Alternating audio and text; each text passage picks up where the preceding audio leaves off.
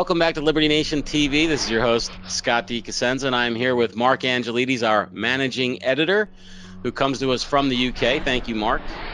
Pleasure, Scott. And as you've been on top of the coronavirus story for Liberty Nation, and things are being felt differently throughout the globe or all over the globe.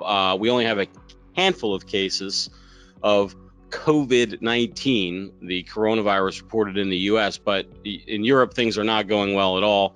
Mark, what is the latest? Well, yeah, as you say, in the US, I believe it's a recorded 35 cases at the moment, and it seems to be well contained. But in Europe, over the last few days, things have kind of spiraled out of control. Specifically in Italy, where it went from, I believe it was 3 or 5 cases up to over 200 in the space of just 3 days. And what's happened is towns have been quarantined, mostly in the Lombard region, around Milan. Towns have been quarantined, travel's been restricted, and what's happening right now is the European Union is in a bit of a fix because they don't want to restrict the Schengen zone, the free movement of people, which is one of the 4 freedoms that personify the European Union. But it looks like unless they're willing to actually limit travel, then this thing's going to actually spread a lot more and get a lot worse. Is it now considered a pandemic, Mark?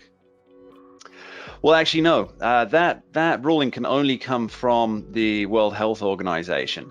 Although, as far as the definition for a pandemic, I believe is it passes easily from human to human across multiple borders. Now, that is what appears to have happened. However, they're being quite reluctant to name it a pandemic at the moment. So it doesn't fit some extra criteria that's being applied to it. What is the real risk, would you say?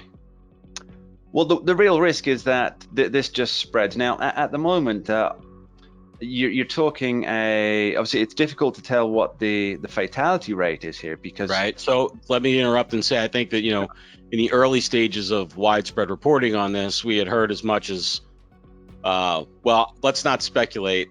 Why don't you tell us what's the best information that we have out there now? It was purported to be very high, which is why it was such a concerning virus to report on to begin with. Yeah, absolutely. So what's happened so far is you can only really figure out what the mortality rate of a disease is if you take the overall amount of cases with the amount of people who've recovered, with the amount of people who are still suffering, and then the amount of deaths from that. So at the moment, you've got around 25,000 people who have officially recovered from the coronavirus.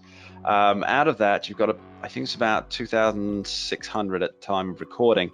So you're talking about 10% of that. But there are, of course, well over 80,000 confirmed cases around the world. So it's difficult to tell quite what the mortality rate will be, especially as many of those who are dying, sadly, they do tend to be older people or people with extra conditions that would exacerbate the actual condition.